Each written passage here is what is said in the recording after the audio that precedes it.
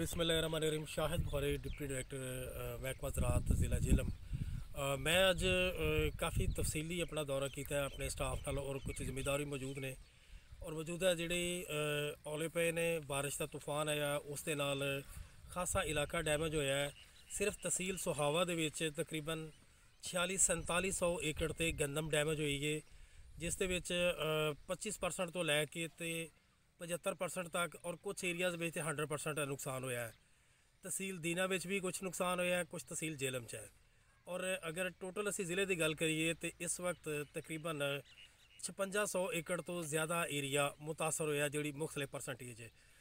उसकी जी एनलिस्टिंग है वो बाकायदा तफसीली सर्वे कर ली जाएगी और इब्तदाई रिपोर्ट असी अपना डिस्ट्रिक्ट डिज़ास्टर मैनेजमेंट अथॉरिटी और रेवन्यू डिपार्टमेंट को सबमिट कर रहे हैं ताकि प्लैनिंग के बाद शामिल की जाए कि जिन्होंने जिमीदारों का नुकसान होया है उन्होंने कंपनसेट किया जा सके।